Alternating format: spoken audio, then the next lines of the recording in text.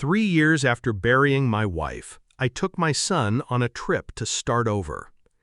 "Dad, that's Mom."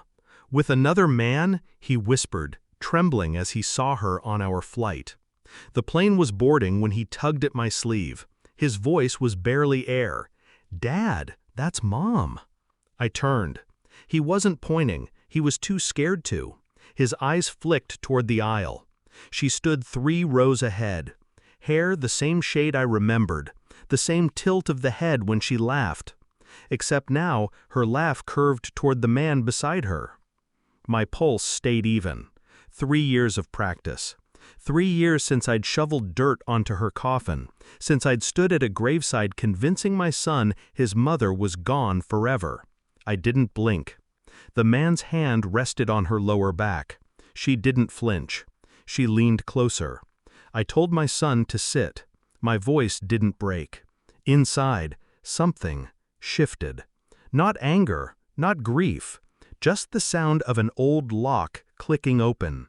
The engines roared. I fastened my seatbelt. And for the first time in years, I felt something I hadn't expected. Purpose. Grief had been an anchor, heavy, certain. You live with it long enough, it becomes part of your weight. I had mourned her with precision. I had explained to our boy how accidents happen, how people vanish from your days but remain in your memory.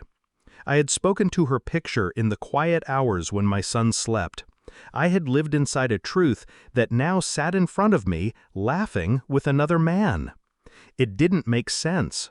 She'd been buried, open casket, pale and still. I remembered touching her hand, cold under the makeup. I remembered the sympathy of strangers. Now she was here, breathing, smiling, wearing the same necklace I had buried her in. The safety announcement droned in the background. My son watched her like someone staring at a ghost. I didn't tell him it wasn't possible. I didn't tell him he was mistaken, because deep down I knew he wasn't. My mind began building possibilities like scaffolding, fraud, staged death, another life. Betrayal blooms differently when it's been fermenting in the dark. And this had been aging for years. I didn't speak to her on the flight. I studied her through the narrow gap between the seats, each glance a careful incision. The man with her was younger, fit, expensive watch. He touched her often, casually, like someone with ownership. When the plane landed, I let them walk ahead. My son clung to me, confused, whispering questions I didn't answer. At baggage claim, I saw her face clearly under the harsh lights. The same scar near her jawline. The same eyes, though warmer now, less guarded. She laughed freely with him. They left together in a black sedan. That night, in the hotel, I opened my laptop. Public records, obituaries, insurance claims, death certificates.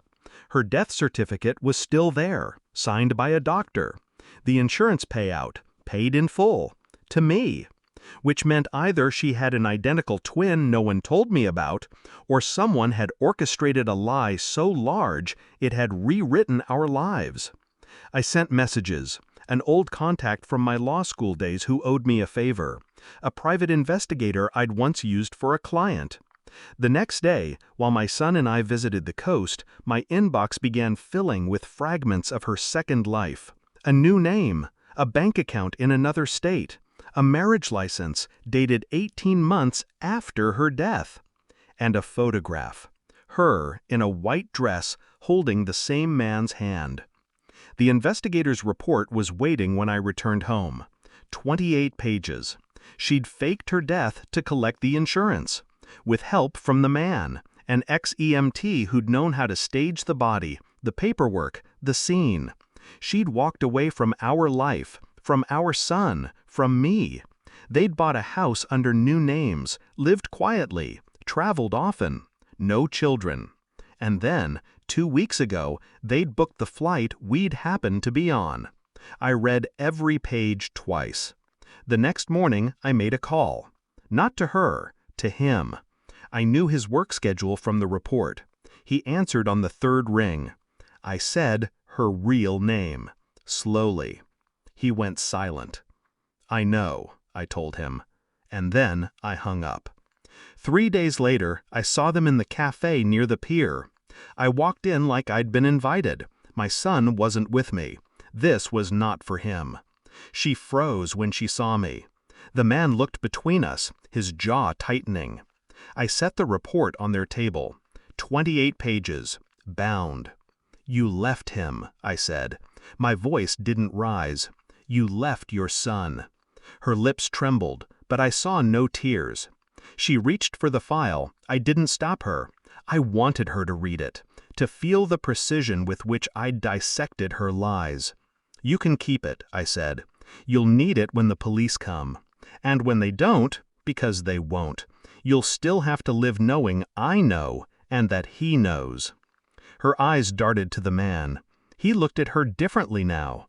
I leaned closer. 3 years, I said. He cried for you every night. Now he doesn't have to. I stood, left without touching my coffee. At home, my son asked if I'd seen her again. I said no. It wasn't a lie. The woman I buried was gone. The one on that flight had never been mine to lose.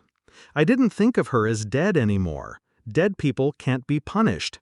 But the living, they carry the weight of being seen. And now she knows I see her, always will. I closed the file and locked it away. Not for the courts, not for revenge, for the simple satisfaction of proof. Because the truth is quieter than grief, but it cuts deeper, and I have learned to live with the sound.